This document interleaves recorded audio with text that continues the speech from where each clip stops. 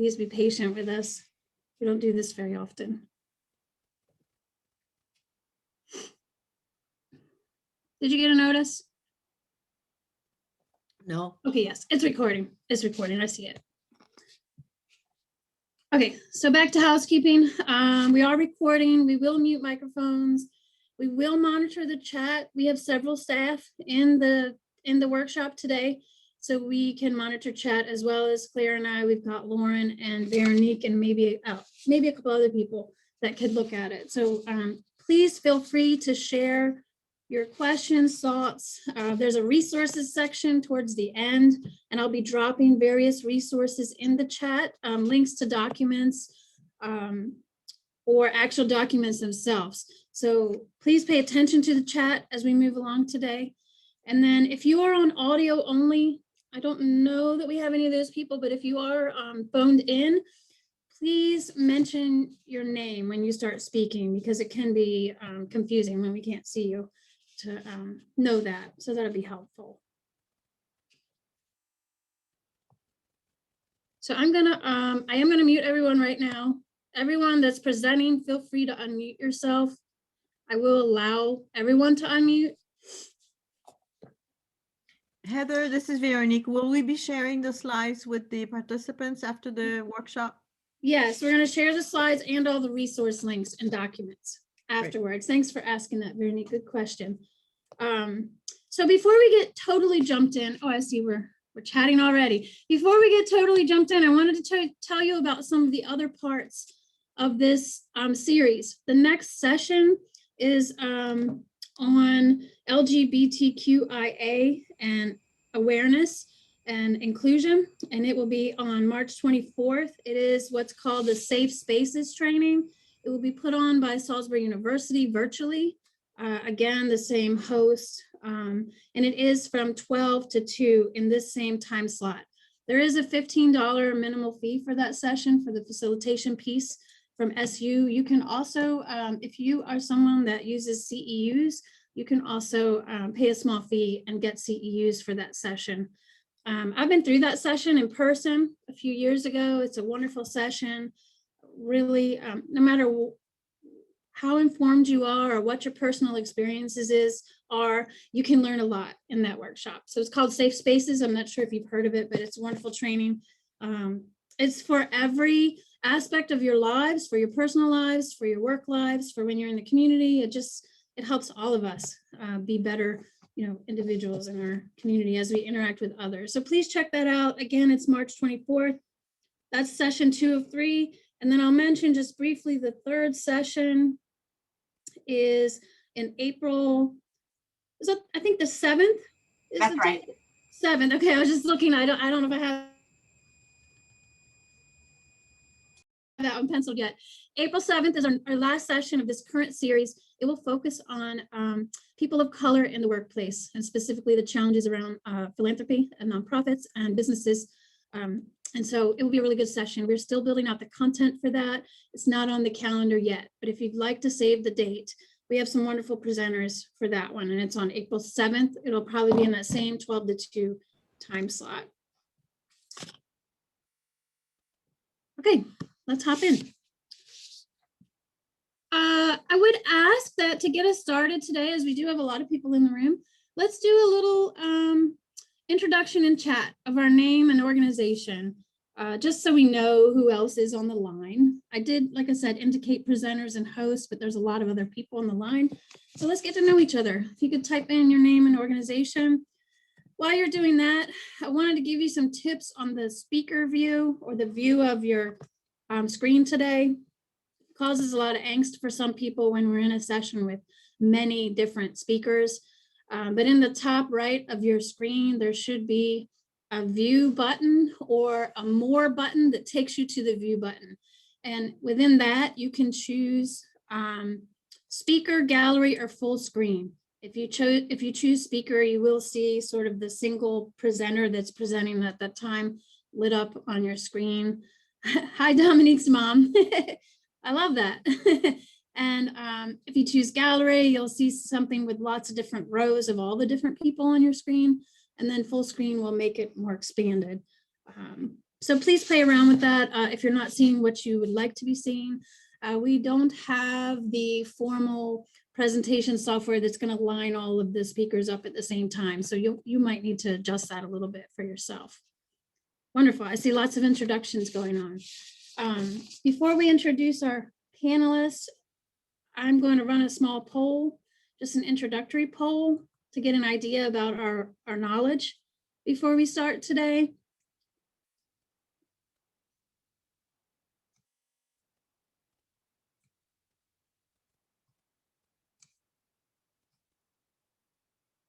And then we'll share that back out.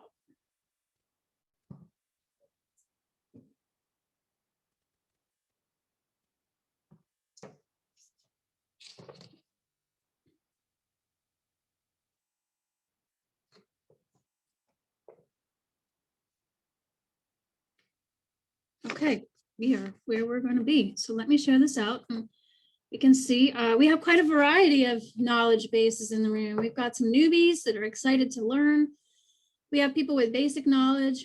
We have a lot of people with a solid background, and then a few people that are experts. So we're very broad and diverse. That's great. I think that will help our conversations today.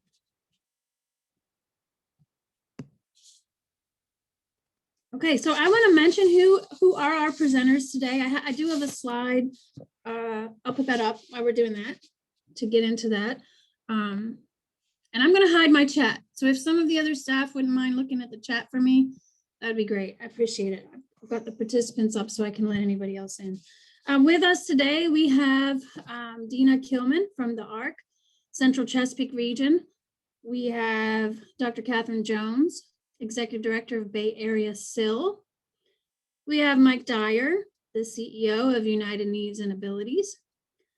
And we have two amazing individuals, Dominique Sessa and Adith Thummalapalli. I'm going to try to do that. You got it. Be shy. Oh, I got it. Yes. Yeah, nice job. Good. Thank you. But I'm really excited to have these presenters with us today. They've been working with us for about 6 weeks to build this workshop. I'd say 4 to 6 weeks. We have, we're doing it in a panel format. So we will have sort of a general set of questions for all panelists. Then we'll have some specific questions for the agencies and then specific questions for individuals. So we can get a really diverse conversation and dialogue going. So let's jump in. Before we skip to starting the panel, I just have 2 starter slides that I wanted to show to sort of introduce the topic. And this here is a privilege wheel that one of our staff actually found in some of their resources. And I think we're going to be using it for all of our diversity sessions because it really shows, you know, the definition of privilege and all the things that span out from it. So in the very circle in the middle, you can see we've outlined the word privilege. And then what we're focusing on today is outlined in the green.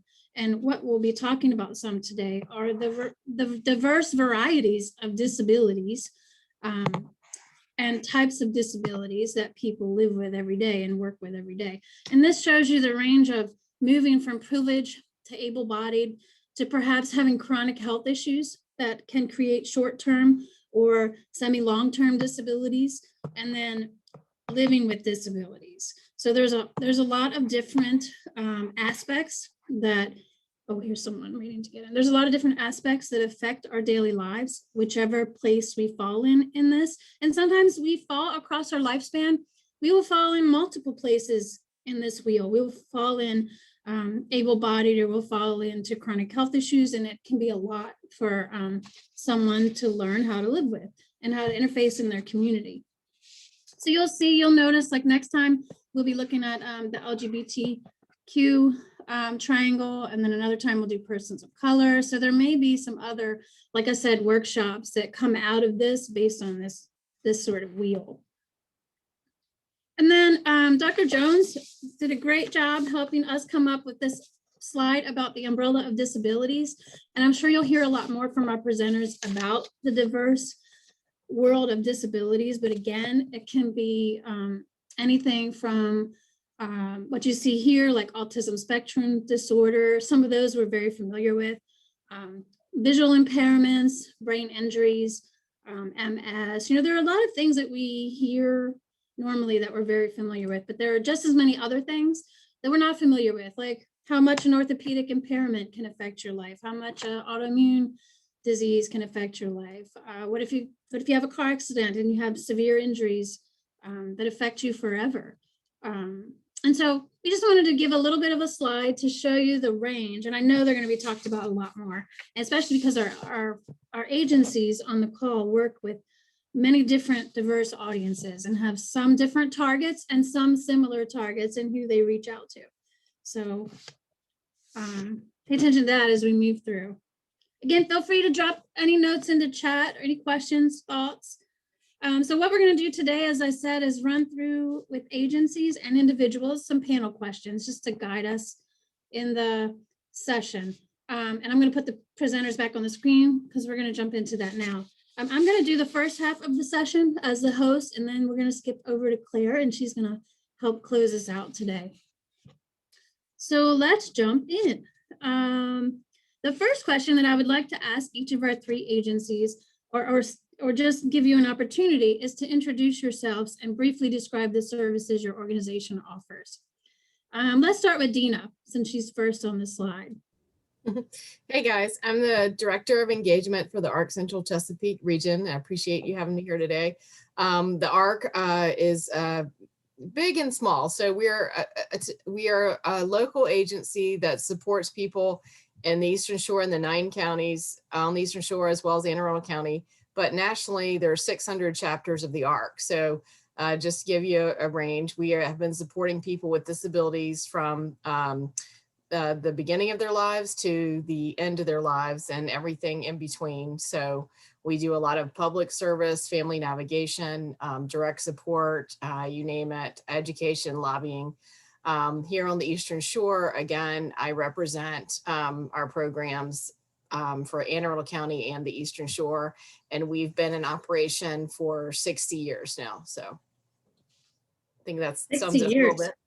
That's wonderful. Thank you, Deena. 60 years. If you haven't heard of the ARC, you are going to learn a lot about the ARC today, and they are a wonderful agency in our area. Okay, let's go to Dr. Katherine Jones, a Bay Area SIL. Hi, good afternoon, everyone. I'm Katherine Jones. I'm the Executive Director with Bay Area Center for Independent Living. We are a Center for Independent Living, and we are one of over 600 nationwide. We provide services for those with all disabilities, no matter the age of onset. And so when Heather showed us the slide with all the variety of disabilities, we cover them all. So we cover everyone underneath that umbrella. Every jurisdiction in the United States has a Center for Independent Living. We're huge advocates for individuals with disabilities and provide other multitude of services, from vocational services, recreational services, and of course, Medicaid services to support individuals in their efforts to live independently in their own apartments. Thank you so much. Thank you, Dr. Jones. And then Mike Dyer with United Needs and Abilities. Tell us a little bit about UNA. Okay, hello everybody. Hi, it's Mike Dyer, CEO of UNA, or United Needs and Abilities, and we provide personalized services in the community for persons with developmental disabilities, including residential, personal support, supported living, vocational, and cash assistance, and we've been around since 1981. Awesome. So many of your agencies have been around for a long time in our communities, but are ever expanding and adjusting as the needs are coming to light, which is what a lot of what we're going to talk about today is how the pandemic has affected us and individuals with disabilities in the community. So moving on a little further, can we talk about how the role of technology has impacted services for those with disabilities? And we will have time for our individuals to speak after the agencies. So Adith and Dom, if you have something really important to say on these first questions, please jump in. But we do have some other questions at the end that are more specific to what you guys will be speaking about. But feel free to jump in anytime. So what I'm looking for is, we've heard a lot about, and have experienced, many of us have even experienced within our own households, the challenges of what COVID-19 has done to our access to services, to our social distancing needs, and our health, our general health, mental and physical. And so how has technology been able to assist in reaching out to families or individuals with disabilities? Is it creating additional barriers? Is it empowering, or a little bit of both? And anyone can jump in here. Speak to that, Heather, for sure. It's a little bit of both. I was going to say, many of our educational programs have moved online, but we had to invest into, buying a lot of iPads and, doing some training. But many of the programs that are happening online, and one of the things that comes to mind the best is workforce development. So it's kind of when someone has a job, we support them in the community. They're doing a lot of that work over FaceTime. And many of the people that we are supporting, probably that may be permanent. They like it, so a physical human isn't coming into their space and disturbing them. But if they have something that they need to talk about, maybe they can go to a break room and call, the DSP that's working with them and help them. So I would say it's been awful and it's been wonderful at the same time because of the many innovations.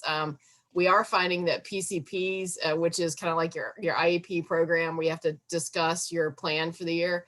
A lot of the families and people with disabilities, particularly on the Eastern Shore, that have transportation problems, have found it to be quite helpful to only have to log in versus coming to a physical place. So good and bad. That's interesting that you brought up telehealth, being able to go to your appointment from where you are. I found as a patient in many different, areas of concern that has been helpful to me as well. And I've heard that from other people. We've been looking for a long time for the ability to not have to go over the bridge to every appointment or for every specialist that we need. So thanks for bringing that up. I don't know if everyone on the call has tried telehealth or has accessed it yet at this point, but I feel like that is one of the pluses as well that came out of this. Dr. Jones or Mike, do you have any thoughts? I wanted to add to what Deena was saying. So for our youth and the services we provide for our younger generations, my goodness, our services have expanded greatly. And I'm looking at Dom and Adith on this phone call. I've gotten to know them a little bit virtually, and I feel like I get to know people better actually through a lot of these Zoom calls. And so for our younger generations, definitely our services have expanded. Unfortunately, for those that we serve in nursing and rehab facilities that we're trying to get out of those facilities, it has been a little bit more challenging. It's been restricted to when the social worker or activities director can bring a computer in so we can speak with them. A little bit challenging, but we're still able to make some connections, and our programs are still running for them. But for the youth, we're not going back. This is it. The kids love all of the classes we teach online. It's like a podcast kind of talk show / I don't know what you want to call it. Discussions that we're having. The kids just love it. So we're definitely going to stick with that. Recreationally, unfortunately, Maryland Department of Health shut our pool down. They still have not reopened it. We're the only pool in the state of Maryland that has been shut down. And we don't know where we're going to go in that direction, but everything else, youth services are booming. And we've just seen an overall general need from our community for more services, particularly medical services. And so with that said, there's been a lot of changes, but a lot of growth, and also giving us the ability to expand our services to other people, and more people. That's amazing.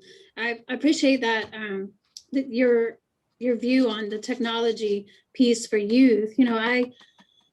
I've seen the generational differences, between how people my age prefer getting information and speaking versus, someone 25 or under.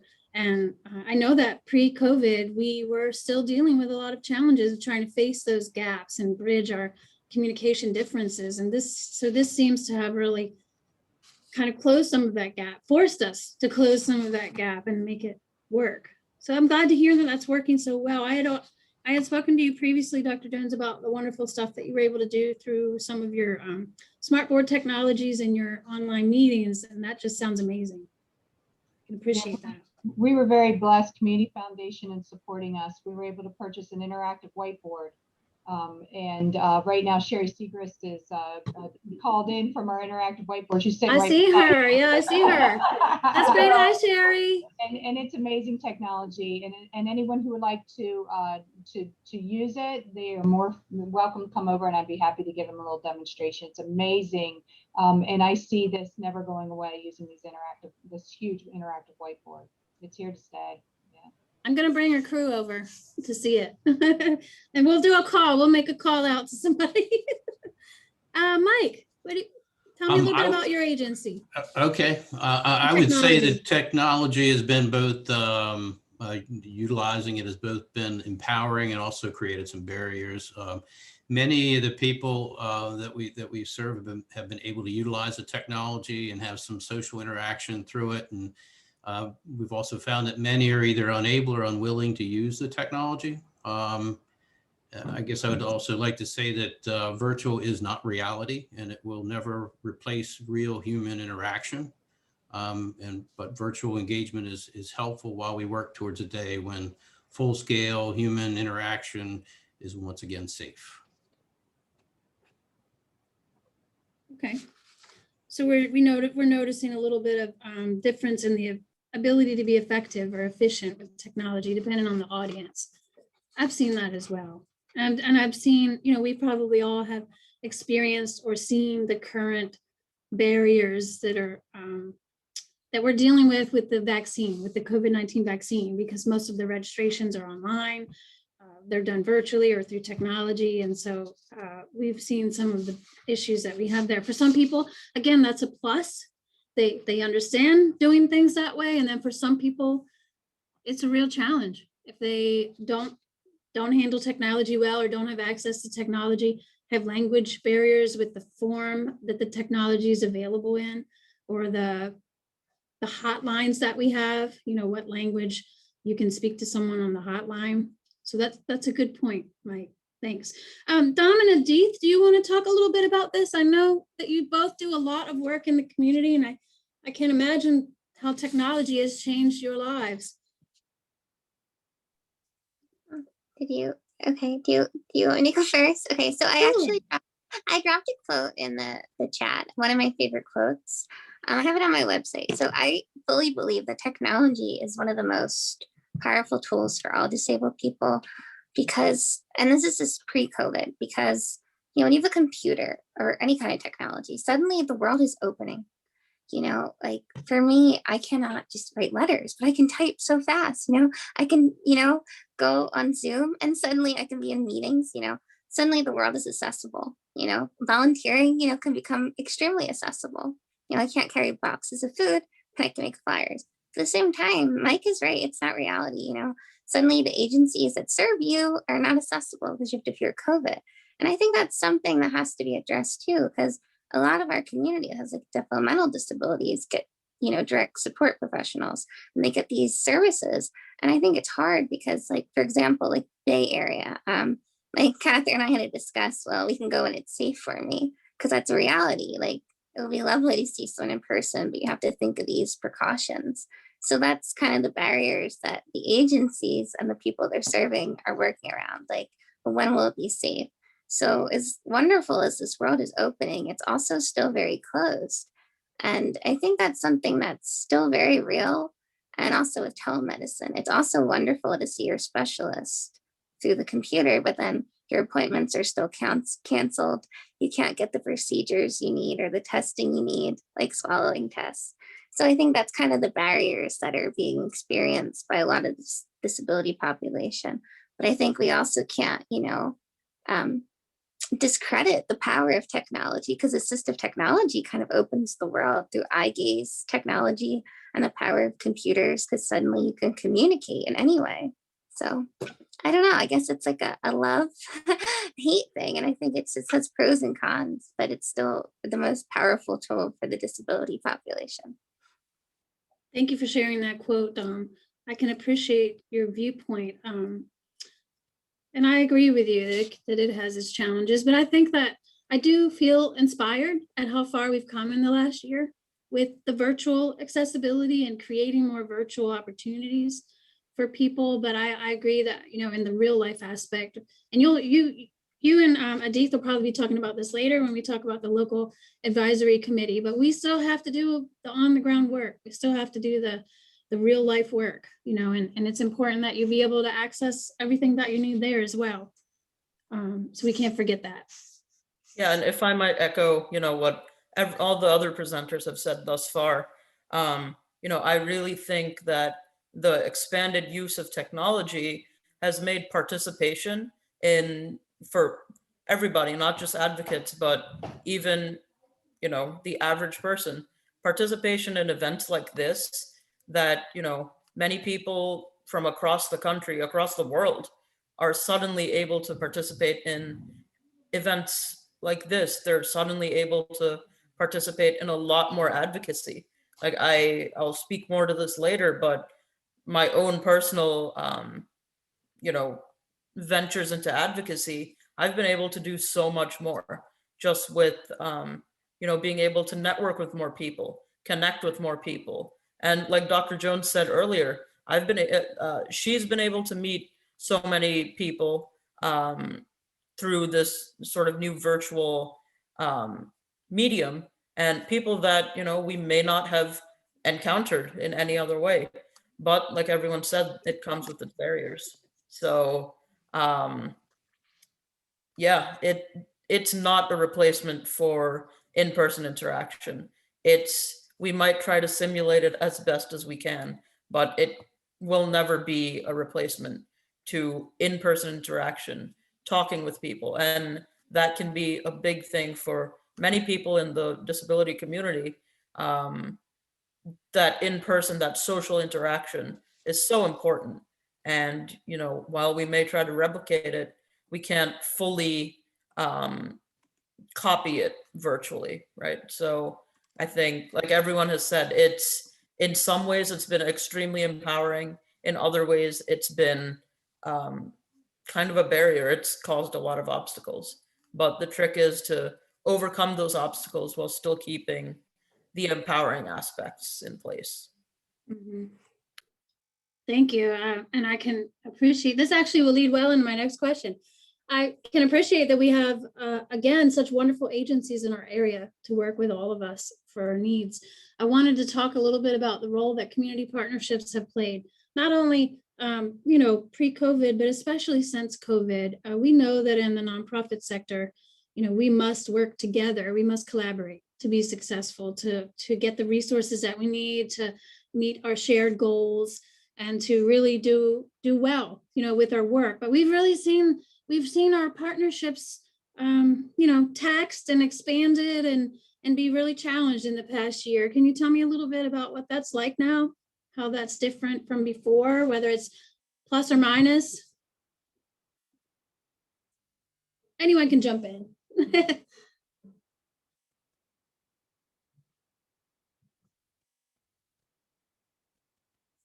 Oh, we're all quiet on this one. So Do you have any new, let me rephrase it. Do you have any, have you created any new or unique community partnerships in the last 12 to 14 months during the pandemic? You working with anyone that you weren't prior that's really been able to sort of bring, more accessibility and awareness? I think that for our agency, we're starting to see it move into more of a healthcare organization. And so I've definitely been involved with a lot more of the medical community and conversations about, medical issues concerning the community. We also, something else that we're also starting to see, and I'm sure a lot of agencies will, is also providing services for those that have had COVID. We're starting to get those phone calls in because they have long-term disabilities as a result of COVID. And so obviously we're going to need more connection with the medical community. and making sure we can provide the best of services for them as well, particularly respiratory issues. Okay. Thank you. Anyone else?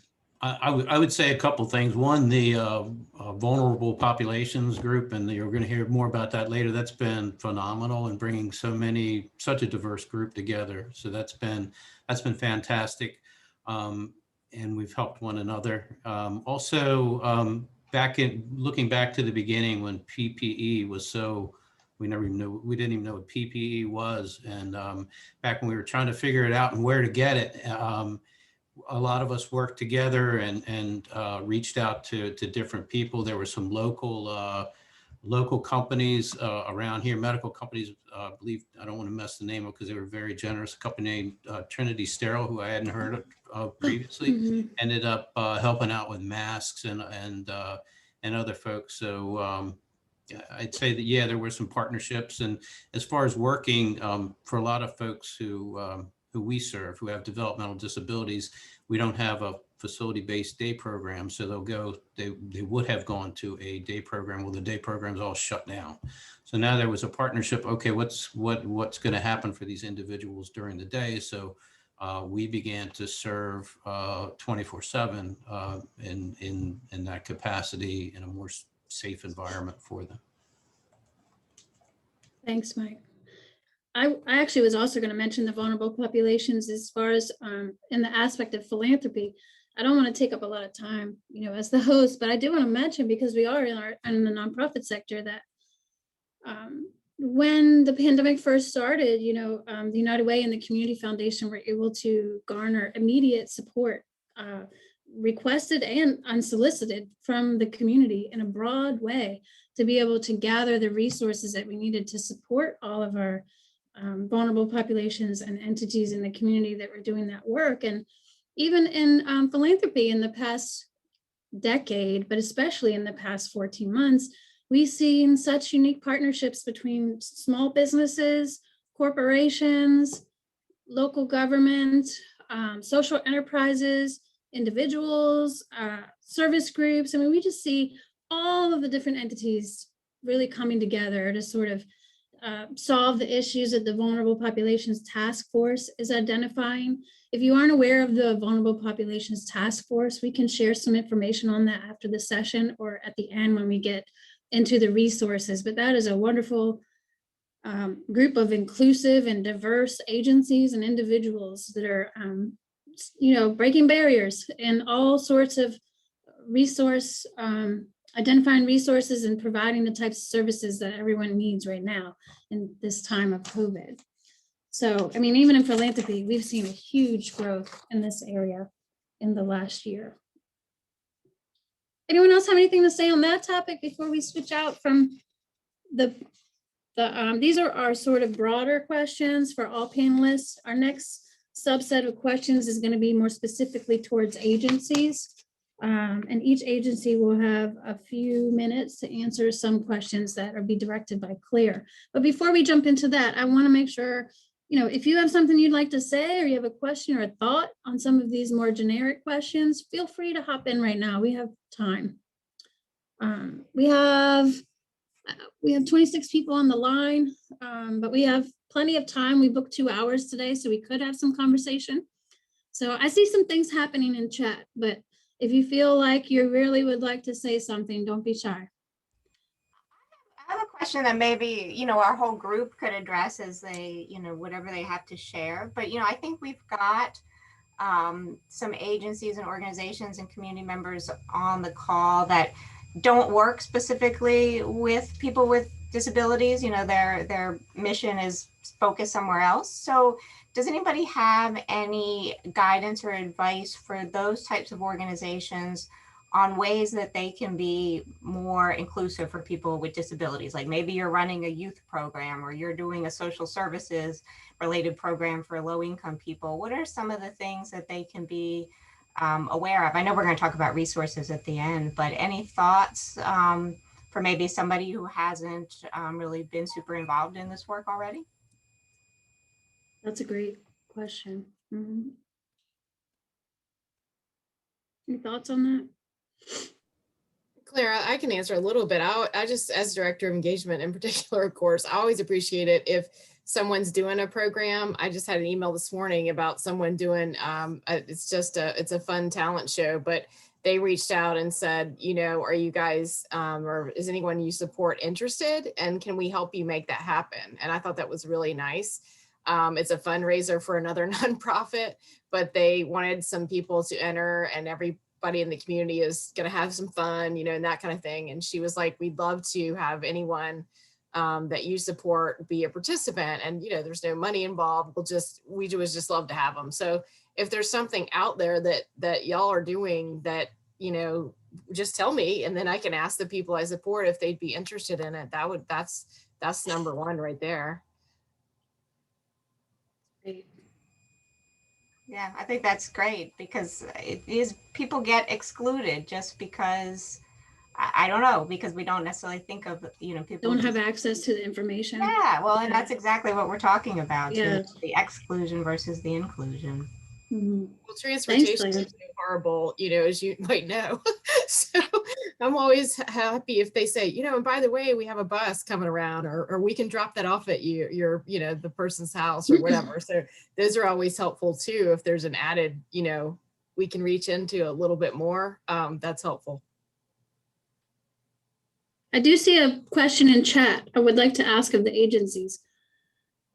For someone that has moved to this area, how is the assistance of your agencies given to those who need them? So how do you connect to someone that's new in our area?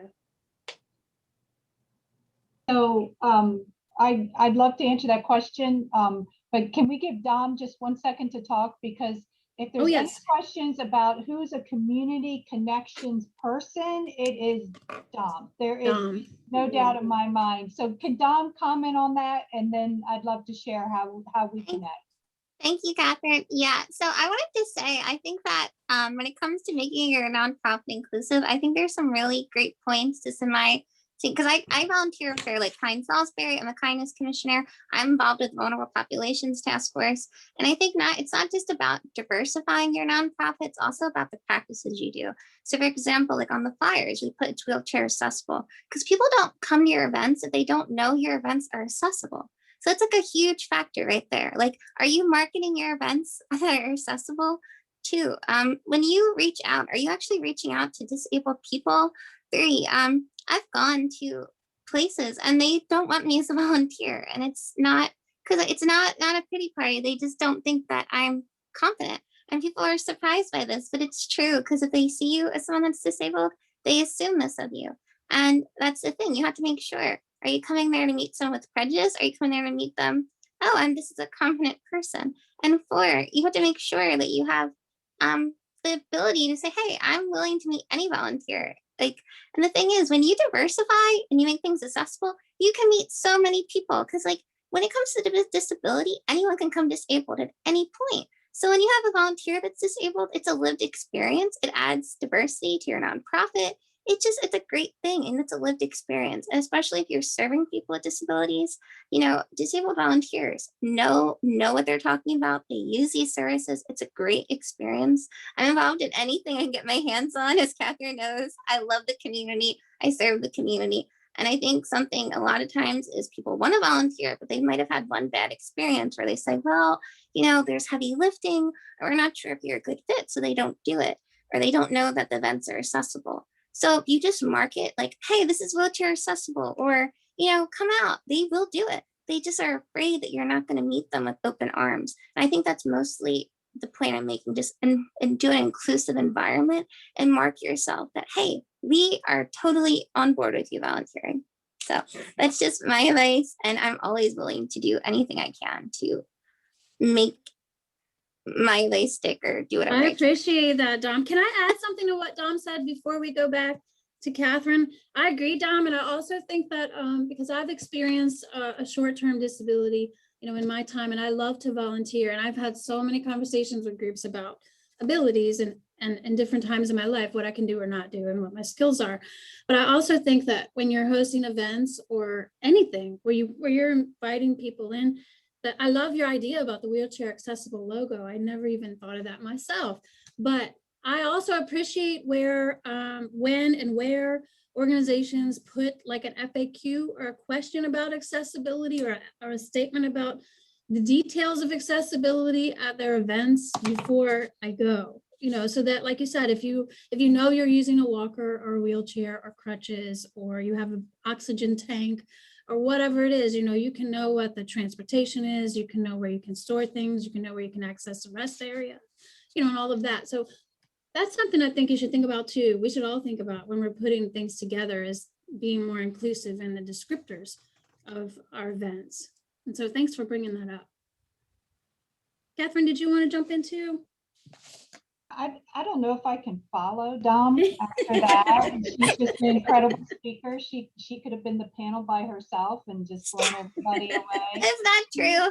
Adith is the same, amazing speaker, amazing advocate, is a true testimony to our community, and just tremendous advocates. I just love both of you. So I think your question was, how does someone begin in our community to navigate the resources? So I guess where they need to begin is to see what they would qualify for. And Mike and Deena, you're the experts. If they're under the age of 23, and you guys might want to go into DDA services, and I'll just gently step out of that. So no matter where you begin, we all know each other in some capacity. We all serve on different councils and committees. We serve our local governments, our state governments. Some of us are appointed through Governor Hogan to serve on many different councils throughout the state. So most of us are connected, not just on the Eastern Shore, but also statewide. So we're able to quickly navigate and pass the torch to the next agency that specializes in certain services that they're looking for.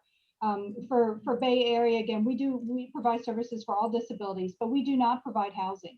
We do not provide residential services. We provide services to support people in their housing, but we don't provide residential services. We do not provide day habilitation programs, but we do provide vocational programs. So individuals are working through the day. So each agency might specialize in something different, but we all know each other well enough to know when to pass the torch. So we'll get families that will call where we know their child is eligible for DDA services. They're younger than 23, and their disability has been prevalent before the age of 23. And we'll quickly move them on to our Eastern Shore Regional Office, DDA offices, so they can receive services. With that said, all they need to do is call. Oftentimes the phone calls are placed to agencies such as Deena's, the ARC, just for a general, where do we go, where do we begin? But truly, it's through all of us working together in a community of leadership and advocacy that we truly know what we specialize in. So a call to any of our agencies will end up that individual will be directed to the agency that specializes in those services. That's wonderful. Deena, do you want to add anything about that? Like that process for the ARC, maybe? Like what that's like? Yeah, definitely. I would say, you know, if you don't know where to turn, call one of us. One of my jobs is family navigation. So I get a lot of calls of, you know, my daughter is 6 and she was just diagnosed. What do I do? You know, and we support the person and try to find things in their community that is around them closely. But also if it is a DDA issue, you know, we'll try to help them go that way. But what we're trying to do is exactly what Katherine said, is we're trying to say, hey, the ARC's here, we'll help you find whatever it is, even if it's not, you know, we're not the final place that's going to help you, but we're trying to figure out how to help you. And at the, you know, regional and state level, when we get lots of questions that are the same, we try to bubble them up to our legislators too and say, look, we got 27 questions about XYZ, you know, last week. So again, it's always good to call one of us and we'll refer it out. But I agree, just working together and knowing what each other does is almost the best thing. And people reaching out to any of us ends up being the best thing. You know, don't just sit there and cry, you know, call somebody. We're all here. And I think that's the main thing we try to say at the ARC. We are here, we will help you, even if we don't know exactly how, call us. Mm-hmm. And we'll reach out and find the thing you need. May I ask a question, Heather? Yes, please. I'm not familiar with the pages of these presenters, and I'm so glad to meet these new people that I'm not familiar with. But I'm wondering if there are posts on their Facebook pages that offer, say, did you know? Do you know that there's going to be an event this weekend and it's wheelchair accessible? That type of thing, because I would be delighted to share that on Kind SBY and any of our pages so that any followers that have a disabled family member or are themselves disabled would be able to be exposed to what's happening and what's available to them. Are there any pages? Are there? I'm gonna guess there are. Would either of you like to jump in there? I'm gonna guess you all have pages. But United Needs and Abilities definitely does have that stuff, so you can look us up. Shall, thank you. Yeah, that's a great point, Grace. I also do our social media, and I literally have a Post-it note here saying, make sure everybody knows about blah, blah, blah, and have them specifically share it on their pages, because, you know, we will share things too, but we also, if you guys, you know, that are those, you know, the people in the community that know what's going on and you've got an active page, sharing all these things does help our community understand what's going on. So I appreciate that. Great. yeah, and I don't think we have the social medias linked in these slides, but we can send a direct link to them with all the information afterwards. I'll make a note. We do have on the, yeah, I'll do that. And we do have on the very last slide contact information for everyone that's presenting, which it does include website, I think, email and phone number. So I will send, when I send it out, I will also send website and social media. At least Facebook. That's a good question, Grace. One of the things that I have also learned through working with partners is that the Board of Education can be a really good access point for youth coming into this area. They can be the connector to qualifying for services in the schools and outside of schools. I don't know that any of those people are on the call today, but we have their information as well. If it would help, I can send their contact information out.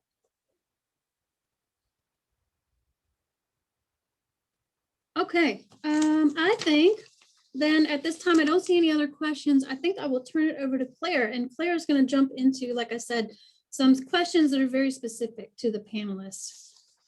Thank you. Yep, so I'm going to start with a couple questions for Deena. And so when I was educating myself about the ARC Chesapeake region, in preparation for this, like I saw that the organization had done a COVID sort of impacts survey. You had this great little printoutable impact sheet. Could you share with the group some of what the most interesting or impactful findings were from that? So I had to study up on it too, Claire, because so that's an ARC Maryland piece. So ARC Central Chesapeake region did contribute to this piece, but basically it was talking about how much money it cost and barriers that were created after COVID. And one of the things they looked at was the first couple months after COVID, how much money did we spend on PPE? Because we were trying to report back to our agencies that fund us, but also to the community and saying, we don't know how we're going to pay for all this. So the total cost was just incredibly high, but for our ARC, it was $40,000 just for the ARC Central Chesapeake for just 2 months for PPE. And that's masks, gowns, you know, sanitation equipment, all the things we needed. So it added up really quick. So the ARC, and that's what I was saying earlier, one of the things the ARC Maryland at the federal and state level do is things like this that create an idea of how this is affecting our entire community. You know, it could be UNA, it could be Lower Shore Enterprises, it could be any organization, but you can sort of extrapolate from the ARCs and then place that on the whole state and realize the cost to our community just monetarily. That's just the first part that they talked about here, as well as the importance of supporting our caregivers who are also having COVID issues. So we've got really vulnerable people, and then their caregivers are getting sick, and how do we protect everyone? So that's what this piece was about, is to take it not only to the state and local representatives, but to the community and say, we need you guys. I mean, we were just on a conference call this morning that said the DDA typically funds about, I think, and Mike might be better on this than I'm not a numbers person, but it's about 65% or so of cost of agencies. So that 20-30% of an agency's cost is funded by fundraising in the community. So these kinds of pieces are just pushed out by the ARC at the state level to say, what we do cannot be done without the support of everyone. And that COVID piece was just illustrating how vulnerable we all are and how quickly it could tumble all around our ears. So I appreciate you finding that. The numbers now, of course, have increased incredibly drastically after this piece was created, but those numbers in there are just the first 2 months of the pandemic cost. Yeah, I mean, that's great to have that data, like you said, and it is, we heard from our United Way partner agencies, those that work in disabilities or those that work with other, sort of vulnerable populations, health-wise, like hospice. I mean, just the tremendous cost to purchase all of those materials that, we never thought to budget for. And like you said, how really disastrous that can be. And so I know both of our organizations, Community Foundation, United Way, have tried to help with those costs as well, because it's really had quite an impact on our nonprofit community. And I also wanted to ask you, for children with the intellectual and developmental disabilities, like Heather said, school systems are often a huge resource and a lot of supports come through school. And then we went to virtual school, and and that was hard for everybody. That was hard for all families, but maybe you can talk a little bit about the particular effects on families with a child that has an intellectual or developmental disability.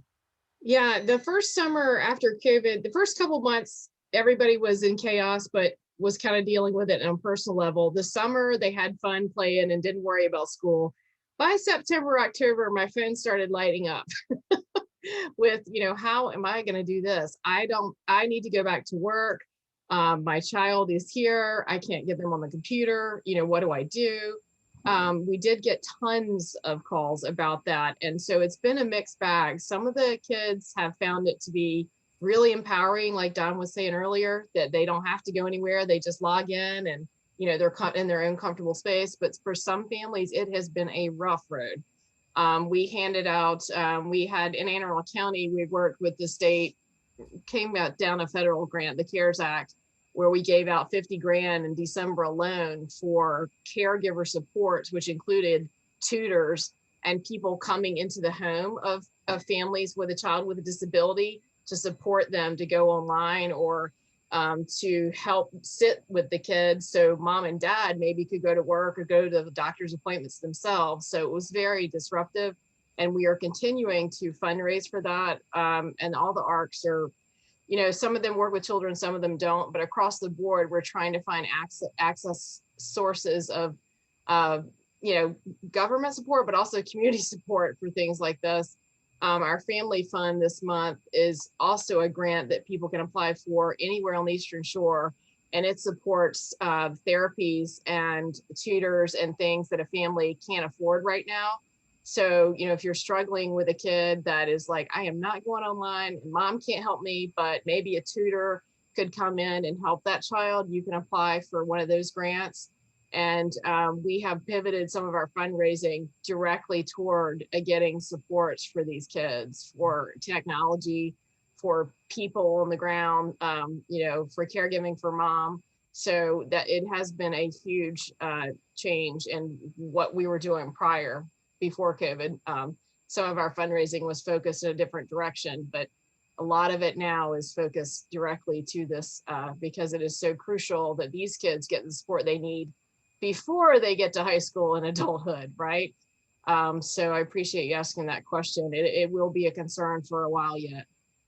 Yeah, thank you. Yeah, and that's great that there are some financial resources available for families. We don't always think about the cost of those, or some of us might assume that school systems pay for, everything, and that is not the case. So they just can't afford it. I mean, it's not to their fault. It's just literally impossible. There's not the money there. So if folks want to reach out, and one of the kids that we helped needed a bouncy seat, so he could sit in front of the computer and still move.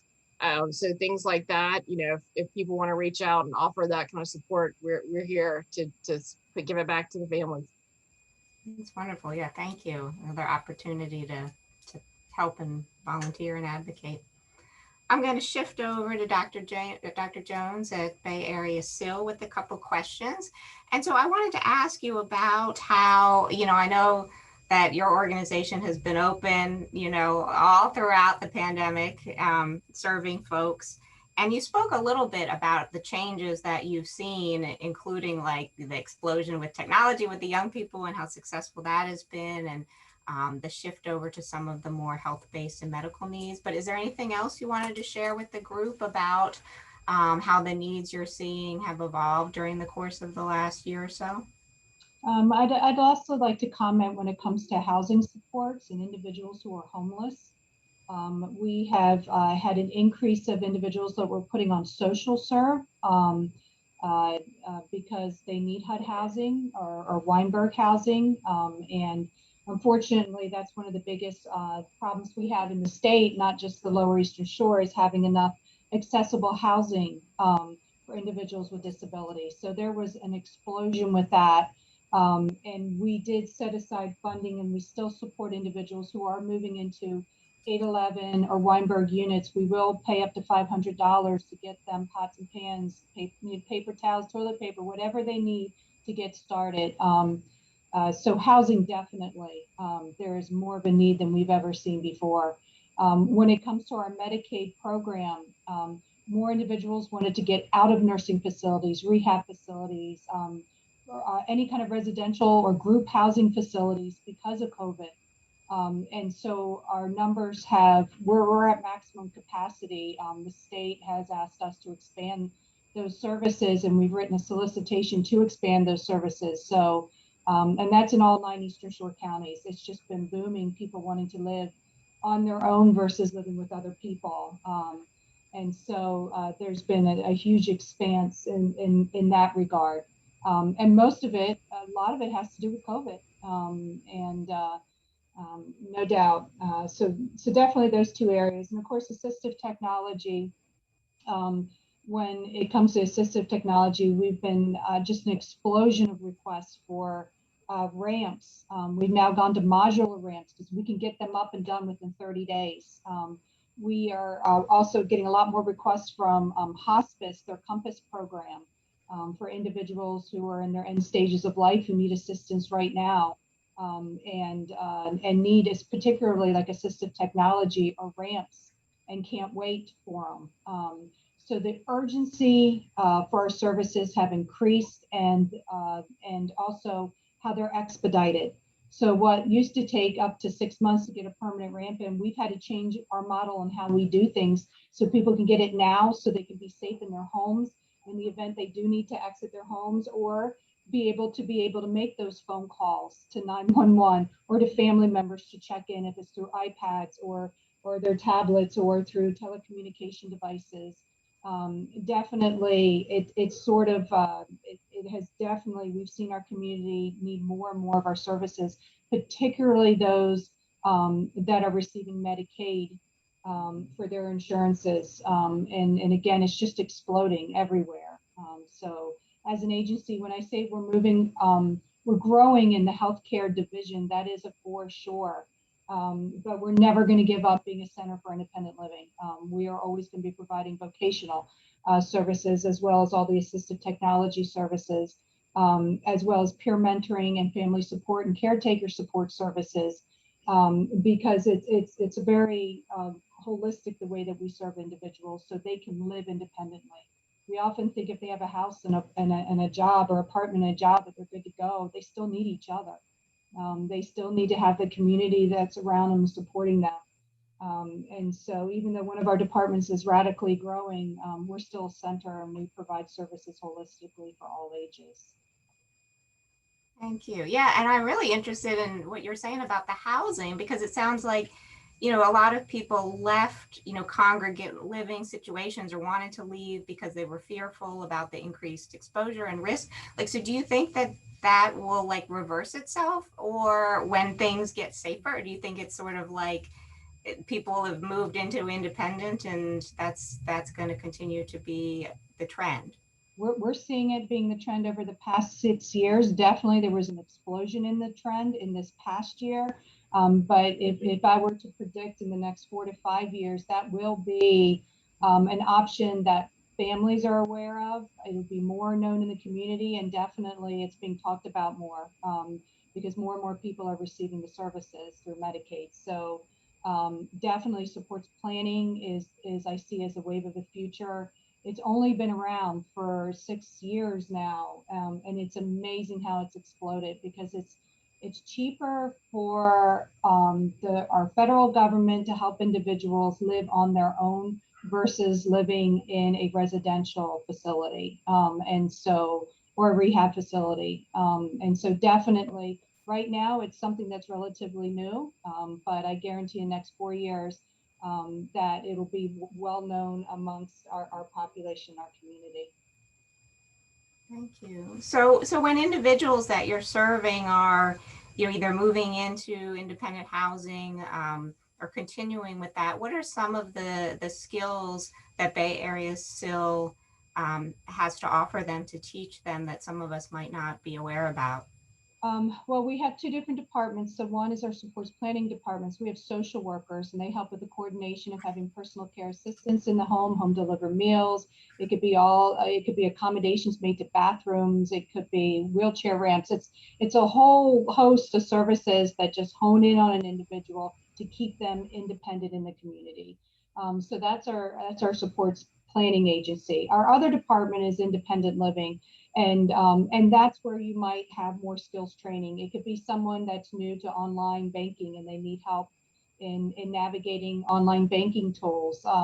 It could be, again, the assistive technology piece, and we work with Maryland Technology Assistance Program that loaning AT devices to see if it's something that works for them and helping them own it for themselves. And then we have funding available for that. We do a lot of grants for individuals for AT as well. So I think the biggest piece, as I said before, when it comes to our independent living department is the request for housing. They're tired of couch surfing. They're tired of having to go back to mom and dad's, or they want to get out of mom and dad's. And I can't begin to tell you how many calls we receive from nursing facilities. They know they can live on their own. They just need someone to support them emotionally. We have peers that go in under our Money Follows the Person program to help them with emotional support. Well, we have our supports planners in there making it happen, getting them the housing and getting them actually transferred out. So we meet not just what they need, tangible needs, but we also meet them emotionally and give them that support all at the same time. Wonderful. Thank you for that. I'm going to switch over to Mike at United Needs and Abilities. We'll have time. I think we've got plenty of time. So once we've asked all these questions of the individual presenters, we'll have an open forum where we can ask questions of everybody or discuss.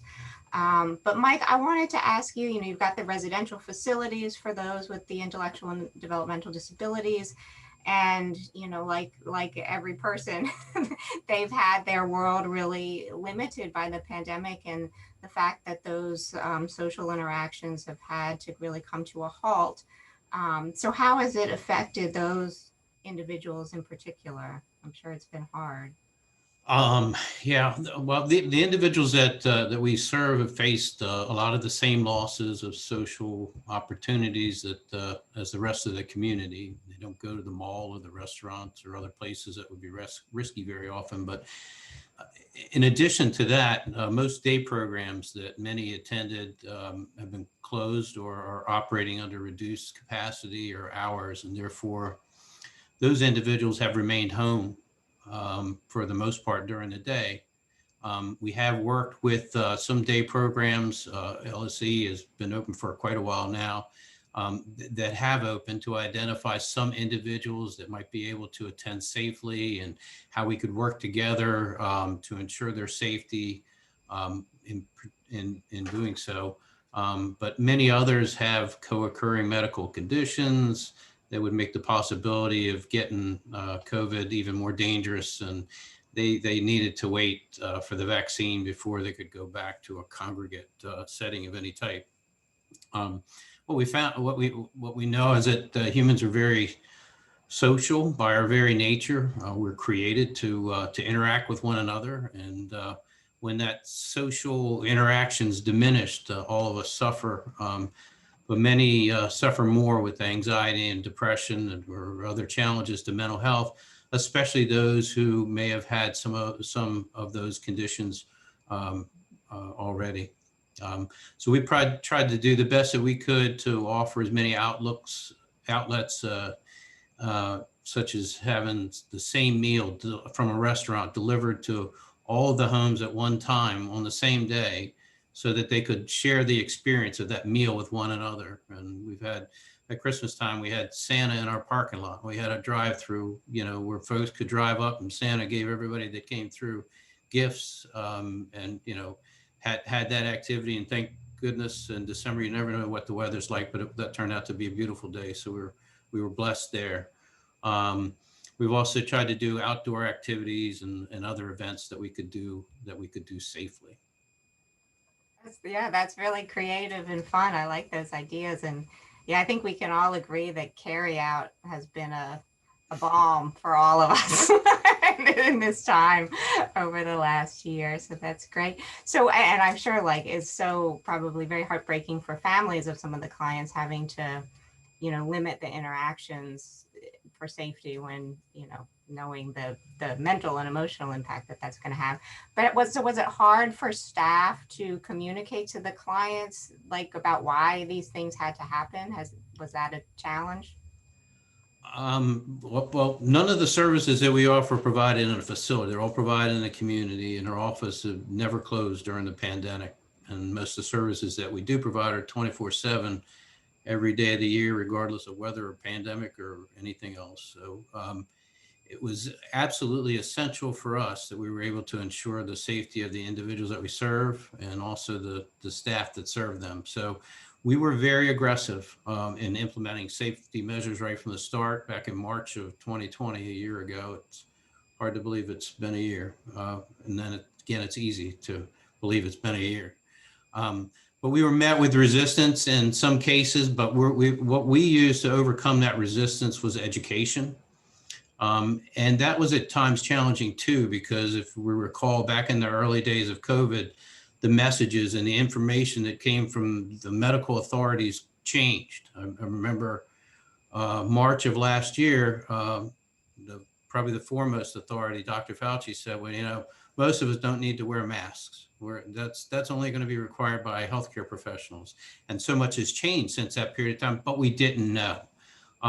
So what we have done is just used the utmost caution that we could.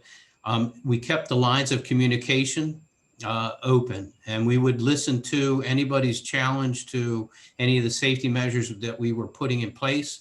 And at the end of the day, we erred on the side of the least risk.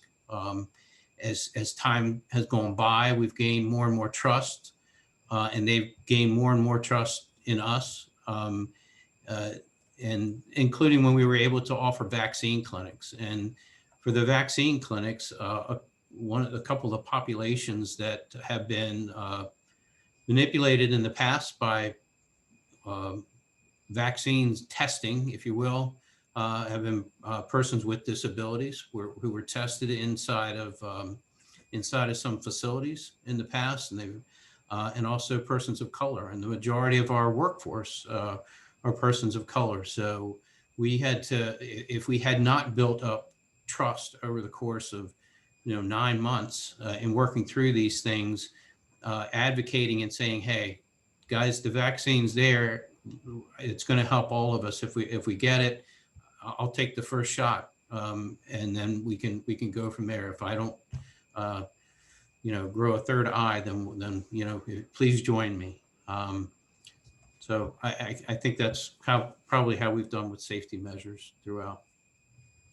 Thank you. Yeah, that's a really interesting point you made about the intersection of two groups of people who, have sort of good historical reason to mistrust some of the medical stuff that I hadn't really thought about it. That seems like we could we could do a whole nother workshop just about that. So we'll get back with you to put that together. But so and you can speak with us about, you know, Una, or if you know about the broader community on the Lower Shore of organizations serving those with intellectual and developmental disabilities, since those adults are currently vaccine eligible. Has there been a lot of movement with actually that happening, or are there still people mostly waiting for their turn? We have hosted 2 vaccine clinics at our main office in conjunction with CVS. We have our 3rd clinic this Friday. So we've strongly encouraged all the individuals that we serve and the direct support professionals that we employ to get the vaccine. And almost all of the individuals that we provide residential services to, as well as many of those that we serve through our other services in the community, have received the vaccine. And almost all of our administrative staff have received the vaccine, and a good number of our direct support professionals. We're continuing to encourage those who've not yet received the vaccine to do so, and are making them aware of opportunities. And more opportunities are opening up each day. This week is a big one. We've heard some opportunities that are coming through Tidal Health that are going to be coming up this week, and they're going to have the mass location that's sponsored by the state that's going to take place at the Civic Center a little bit later. But yeah, it's been a challenge to get folks there, but I think things are turning in the right direction, and people are more willing to get the vaccine now, which is helping. Yeah, that's very hopeful. And I'm guessing that for your organization and all the others, like, then the next challenge is, once you have a significant amount of your clients and staff vaccinated, like, then what does that mean? Like, what does that mean for your own internal procedures and how what you're gonna open up and allow versus what you don't, and none of us know. So feel free to comment on that, or just throw your hands up and say, woe is me, like I just did. Well, I think one of the things is that those folks who do have the pre-existing medical conditions who are older are now that they've been vaccinated, they still need to use the precautions, but the concept of going back to a day program has opened back up. And the governor just announced this week that adult medical days are going to be opening back up again with precautions. You know, we all still need to wear our mask when we're not on a computer screen where we go, and we still need to social distance, and we still need to wash our hands. But with the vaccine, we have a little bit more assurance that we'll be okay. Yeah.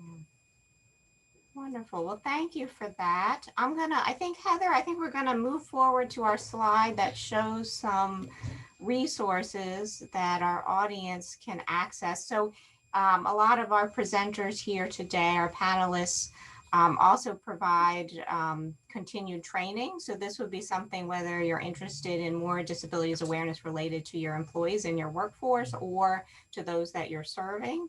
And Heather will send out this slide deck, so we'll have this information to you. You can reach out to sort of get more intensive training for you and your staff as well. And then we wanted to move on. I have some specific questions for Dom and Adith as well, who are joining us partially as community members, but they are also representatives with the Salisbury Disabilities Advisory Council, as is Dr. Jones.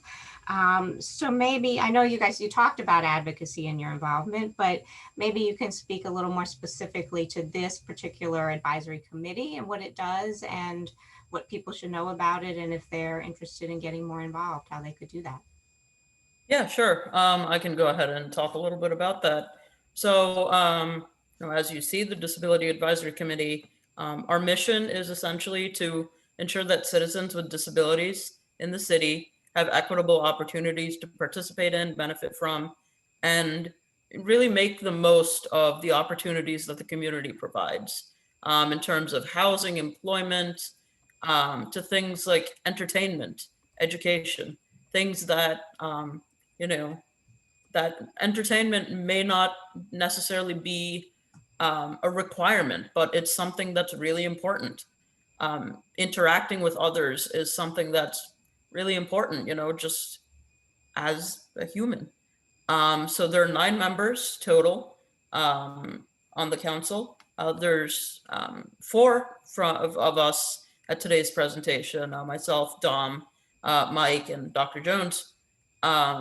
Committee members are appointed for 3-year terms, and the advisory committee meetings are open to the public, and they occur about every quarter.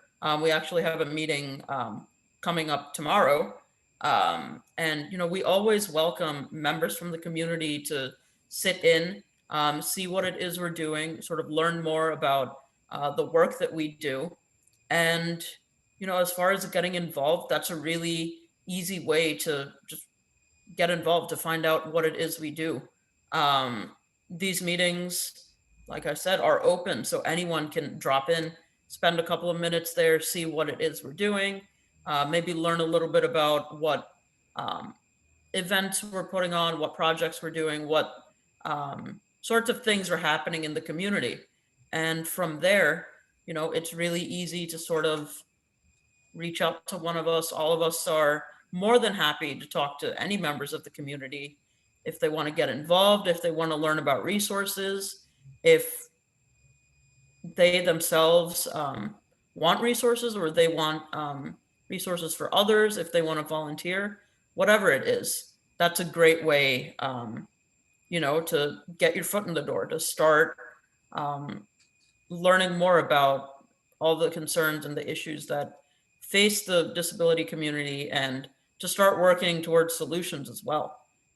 So, you know, we welcome any community members to come to observe the meetings, you know, reach out to any of us and just talk, just strike up a conversation, sort of ask us what it is we do. And if you're interested in helping out, say that. And we're more than happy to, you know, have as many people on board as possible. So I would say that's a really easy way to get involved in this community. Wonderful, thank you. Yes, and so there's a meeting tomorrow afternoon, so maybe we'll have some of our audience here today join you for that. Mhm. And so for both you and Dom, whoever wants to speak to it, you know, I've heard people with disabilities talk about, you know, sort of navigating daily life, whether that's school or work or social life or community involvement, volunteerism, as sort of facing a series of barriers in front of them. Can you maybe talk about that and describe what that might feel like or look like for somebody in the community? Yeah, sure. I can talk a little bit about it, and then I think Dom will probably have some things to add. But yeah, as far as, you know, barriers that people with disabilities encounter, so I myself have a neuromuscular condition called Duchenne muscular dystrophy, and I use a power wheelchair. So a lot of the barriers I personally encounter, and again, this isn't, I don't speak for everyone in the disabled community. I don't even speak for everyone with my condition who uses a power wheelchair. Everyone's experience is different, right? And I think inaccessible spaces and spaces that aren't inclusive are one of the biggest barriers I face. And not necessarily not being able to get into a space, which of course is a concern sometimes, with ramps not being available, with there being stairs, with doorways being too narrow, things like that. But it's not just that. Even being within the space, if there's not much room, it's difficult for me to fully participate in that space. If, let's say, let's just take an experience I think everyone here can understand: going to a restaurant, going out to eat. Some things that others may consider is, okay, do I think the food looks good? How well is the restaurant rated? Does it seem like a nice ambiance?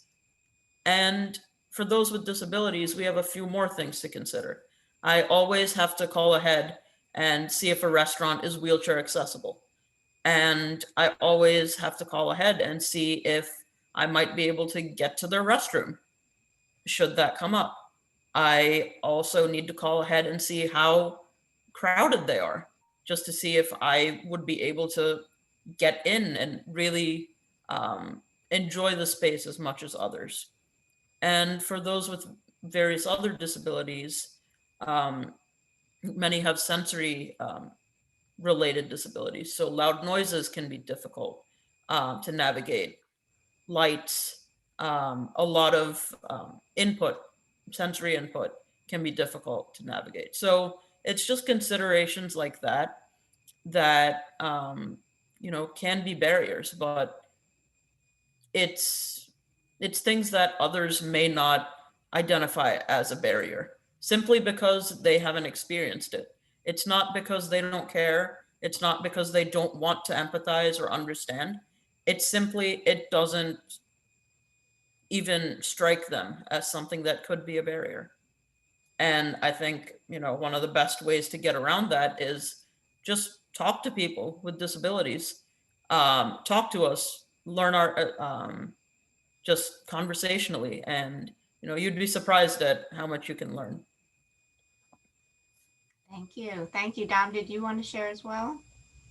Okay, so that is absolutely excellent, and I feel this is why I consider him not only a great advocate, a great friend, but I also want to add on that people ask me all the time, does your disability make life hard? And what I say is, one of the worst things about being disabled is not the disability. It is the way people treat you when you're disabled. It is the discrimination you face when you're disabled. It is the lack of access you experience when you're disabled. See, people see disability as a very physical thing. And the thing is, it's also a very emotional thing. It's discrimination practices.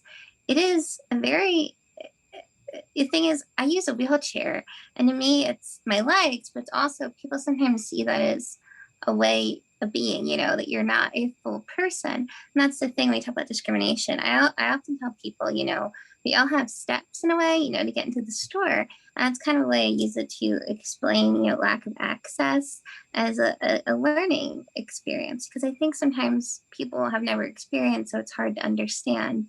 Discrimination can be really hard because it's an emotional experience, and it's also a very physical experience to have barriers, because, when you talk about barriers, it's kind of like you want to go in certain buildings, but they have stairs. And then sometimes people kind of use those barriers in an emotional way too. So it's kind of like stairs on stairs.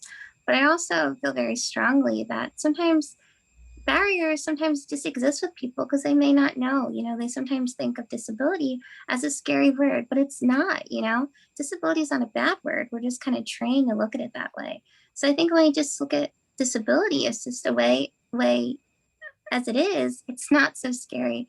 And I think sometimes people just don't know how to approach it because society has kind of stigmatized the word disability.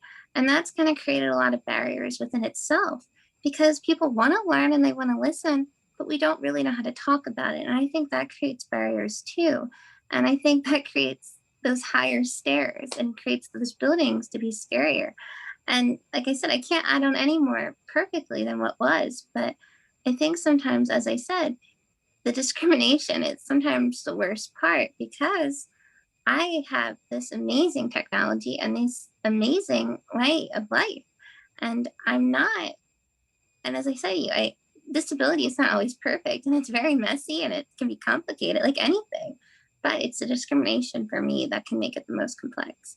But I have full belief that people just sometimes just don't know how to approach it. So I think to me, it's just education and experiences like this that are going to shape it to be better.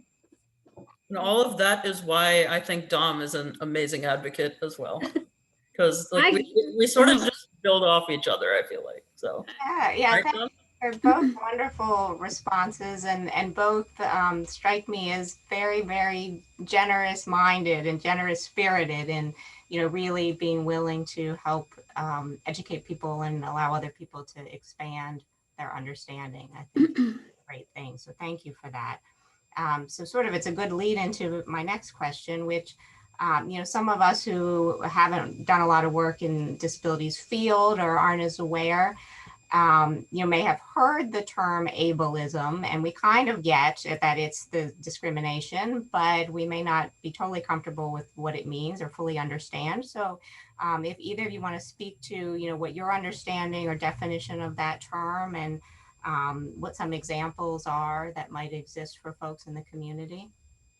Yeah, so through some of my other advocacy work, I actually haven't not official, but like I have a definition that I use a lot that I've actually just pulled up from another workshop that I did. And so, very easy way to describe ableism is discrimination against, prejudice towards, and I think this is the important part, lack of consideration for people with disabilities or those who are perceived to have disabilities. And this can be either overt or hidden, and they can be intentional or unintentional. And I think one of the biggest pitfalls that occurs is this lack of consideration piece. It's not necessarily outward discrimination against always, and it's not always outward prejudice. That we definitely do see that, but most of the time, the ableism that many people experience is just from that lack of consideration, just not thinking about how certain actions might be perceived, how certain spaces might be perceived. And, like Dom said, adding those sort of virtual stairs as other barriers to this sort of access. And I think a couple of course, there's many examples of like outward ableism that are pretty easy to spot. Like,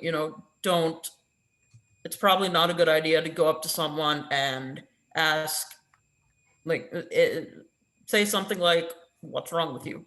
Or like, obviously that is not okay. But there are some examples of ableism that are sort of, you might not think of as ableism. I personally, some of these didn't think of as ableism until, someone else brought my attention to it. So just being part of this community, being part of this conversation doesn't mean, I or anyone else knows everything about it. A couple of things that could be viewed as ableism is, using a wheelchair accessible stall in a restroom if it's empty and you don't require it. While yes, it might be empty for that time, but what if someone with a disability were to come in and need to use that stall? So that's one thing. Bar height seating and tables, that can be a big thing. If tables are too high, people with disabilities who use wheelchairs or other sort of mobile aids can't get to them. And, no one ever is like, okay, let's put these tables here so they can't get to it. It's just something that happens. Bar height tables are a normal thing that we see everywhere. Sitting in wheelchair seating areas on public transit, like on buses, there are those designated areas for individuals with disabilities or people who use wheelchairs to be tied down. And, if there's other open seats on the bus, it's pretty easy to take another seat and just not use that area because I personally have experienced this. I feel bad when I get on a bus and people have to get up from those seats. It's like, okay, I feel bad. I need those seats, but if you had chosen to sit somewhere else, I wouldn't feel bad and you wouldn't feel bad.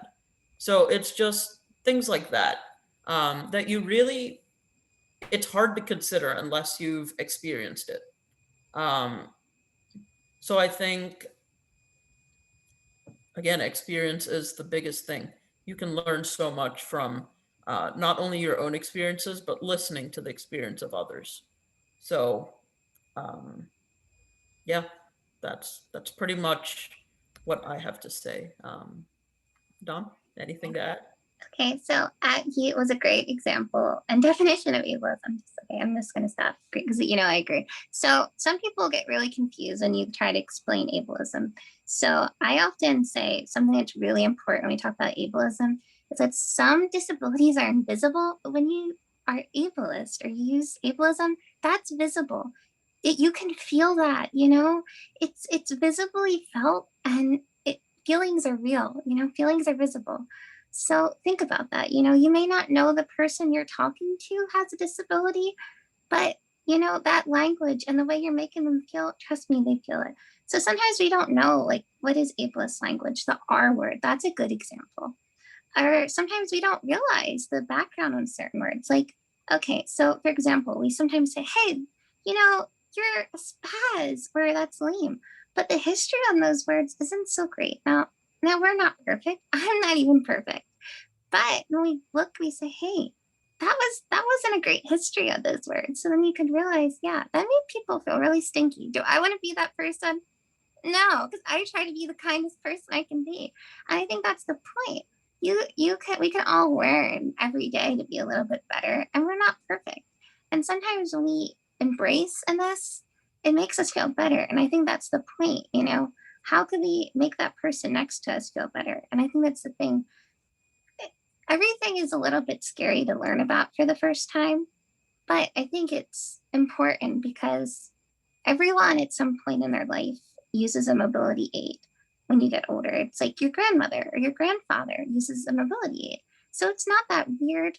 As we say, it's not abnormal, it's very normal. So when you embrace using more inclusive language, you're just making it easier on everyone, and you're making someone not feel bad about themselves. So I just think it's important. Like, why should you not use that word? Well, not only does it help someone not to feel bad, it's also the right thing to do. So I think that's important. Like, what is ableism? Ableism is something that can make someone feel really bad, and you don't know who you're saying it to, because not everyone's disability is visible either. Okay.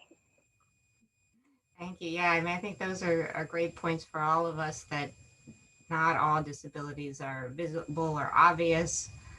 And also that the ableism is frequently, I think it's important to remind people that it often is unintentional, but that doesn't mean that it doesn't need to be addressed. So thank you guys for that. So I'm going to, at this point, open it up. So if any of our presenters want to speak to anything that we didn't cover in the Q&A, or have things they want to share about their thoughts or things that are going on at their organization, or if any of our attendees want to make any comments or ask any questions. I know there's a lot been going on the chat, so feel free to take it from the chat into the real virtual world. May I add one thing? After listening to Adith and Dom and what they had to share, please, for anyone on the call, that's what we're all about, is advocacy. That's our number one thing, no matter which agency we work for, what we do in our community. It's about advocacy. So if there are any organizations or businesses out there that would like for any of us to come join, or we all join as a team, like we did on this call, I'm sure we can coordinate our schedules to get out there and provide some professional development when it comes to inclusion. So I just wanted to send that out there, and particularly Adith and Dom, you're the best. You guys really, you're the best. I don't think I've ever heard advocacy articulated as well as what you both did. Just beautiful. Thank you, Katherine. I wanted to jump in also because I missed a slide earlier, Claire, and that speaks to what Katherine was just talking about. We wanted to mention that each of these agencies today do have an open offer and packaged programs to do disability awareness training within your organizations. And we just listed some bullet points here of, why you might want to do that. I think it's obvious for most of us that are on the call, but if you need to convince some other people within your organization in order to move forward, this might help you. And Dom, I wanted to add something to what you said also. I love what you said about, it might have been even Adith that said it. One of you said a comment about not just assuming, but speaking directly to someone if you're unsure, not to use those words or those phrases, but actually just to be open and talk to someone about their disabilities. I have some congenital disabilities that are mobility related. And throughout my life, one of the things I get all of the time is, oh my gosh, what happened to you? And you're so young. and what I always say is, I was born this way. I mean, what can you say? You know, I mean, I'm happy to talk to anyone about my own situation. It's different, you know, than yours. Just like everybody, we all have our own limitations and abilities. But I used from the ages of like 12 to now, when my disabilities first started presenting, I've just always felt like it is who I am, you know. And I just tell people I was born this way, you know, and I get around it. And sometimes in life things are great and sometimes they're difficult, you know. But I also welcome people to talk to me, and I wish more people felt comfortable to just be open and honest with people and to ask. You know, Dom, I think when we first met, I was unclear, you know, about some of your health conditions, and I just asked. And I still, you know, when Dom and I had that conversation, she told me right up front, well, you might not understand all of this, but here's what, you know, I live with. And so, but it helped me understand Dom more. And I just think that if we just would talk to people more in an open and honest way, we get a lot further in life. I think that's the biggest problem, Heather, is that sometimes we've kind of, like I said, we stigmatize the word disability as this scary word. And I think it's hard because even our friends and family, even in our family circles, they don't want to say the wrong thing. And I think sometimes having that conversation is the scariest step because, you know, you don't want to say the wrong things. And my ableist word that I always get is the C word, the cripple word. That's the one that I always get, you know. Did you break your leg? Did you break your foot? What is it? It's just, you know. But thank you so much. I want to thank all of our presenters. We do have some hands up and we do have time for more chat. But Dom and Adith, you are rock stars. I love that our agencies are here today, but it's particularly meaningful also to have individuals in the room that can speak to us with personal experience and give us advice. And if I may say something real quick. Yes. My journey started with self-advocacy. It started with me talking about my needs. And, you know, I don't do, like, there's nothing super special about me, aside from the fact that I just like to talk to people. That's it. That's what sets me apart. And I think, you know, all this advocacy work that I do, it's just me talking about myself. It's me talking about others. It's me trying to start a conversation. And that's really all it takes. Just be willing to talk. Just be willing to start a conversation. That's literally it. You can be an advocate too. Like, anyone can be an advocate. It's just, I think getting over that, like Dom just said, that fear or the apprehension of starting a conversation. That's the biggest part. So if you can do that, you know, everyone can be an advocate. Do we have any last minute questions or thoughts? I'm going to put up the contact slide. Don't feel like you have to jot all this down right now. It will be coming out to you along with a few other things that we talked about during the session.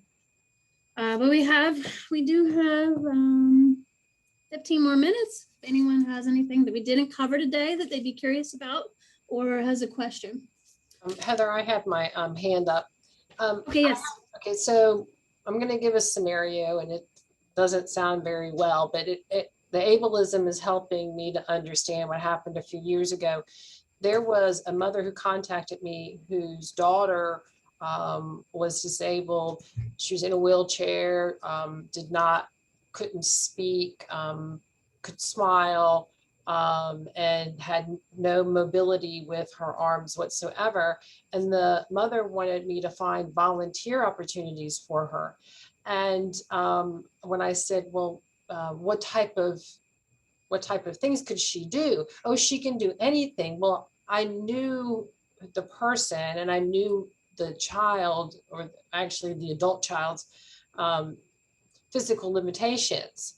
And I really couldn't find anything, and she was insulted by the fact that I could not help her. But I I would have to call a nonprofit and be able to tell the nonprofit, you know, what type of, when I knew the kind of skill set you need. So I guess my thing about it is that, you know, how do you, if someone wants to volunteer, Dom, what do we do on our end to not create that ableism, but to be able to help them? But as almost kind of like what was just said, you have to tell your story so that we can help you. Can I go unless an agency wants to go? Please. Yeah, so I have a neuromuscular condition. It's genetic. I actually sometimes have to rely on speech software because every muscle is weakened, from my feet to my eyes. Not fun, don't recommend, but it does make me incredibly strong in a lot of ways.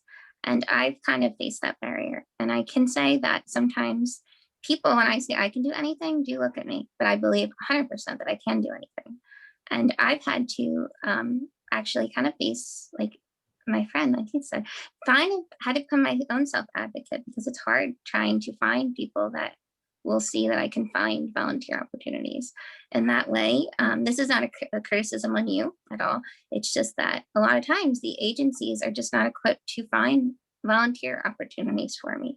And it's why in a lot of ways I've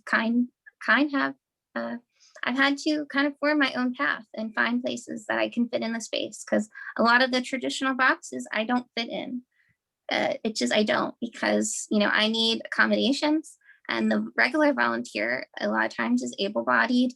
They have strength. I don't have that, and I'm never going to have that. And that's okay, because I can't carry a box, but I can wheel really fast and do trolleys. So and that's the thing. For nonprofits, I think, yeah. Well, I think in that case, you know, you could say, well, she could, she can smile. She could be a greeter. She could wave. That's something that's totally accessible. She can't do that. She could, you could do a flag. She could do tours. She could say, well, what could you do? Could you be her direct support professional? I think there's always a possibility. I think the word impossible says I'm possible. But the thing is, in the nonprofit sector, they do these traditional boxes of what is the ideal volunteer. And for people with disabilities, we just don't look like that volunteer. And when you put in, you know, complex medical conditions, which I fall into, it's even harder. And that's kind of when I said I face this discrimination, unfortunately. And that's actually why I've done appointments at the state, because in our area, in a rural community, it's even harder, because our funding's harder and our opportunities are harder.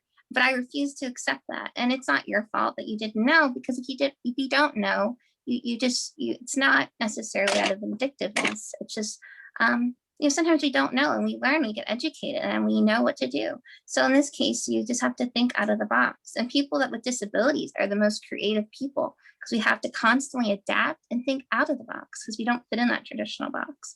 So in that case, I think she would have been a great greeter. I think she could have, you know, you could even give her a flag, you know. You say, hey, she has this great position, you know, she's our set flag, you know, go look for her, and you know, that's where she is. She could do this, or, oh, look for, we'll just give her name, Abigail. Look for Abigail. She has the flag, and that's where you can find the water. You know, there's just tons of positions. You could create a position, because there's always a chance to include someone and be inclusive, because there's nothing worse than being excluded and saying you can't do this. So that's just a few opportunities. And if I had the chance to think on it, I could think of 10 more opportunities, positions. I appreciate, I mean, I'm glad it's like y'all said, knowledge. And I've gained a lot of knowledge, and I wish I could go back now, you know. No, it's not your fault. I can go forward. I can go forward. Yeah, you can with go my forward. knowledge. Yes, thank you. Judith, did can you I have add something? something? Yeah, please Yeah. go ahead. When they were talking about the ableism thing, you know, being a mom of a handicapped daughter, you know, you witness it all the time. Then you go in your protective mom mode. Dominique's a lot kinder than I am. I could admit that, being her mom.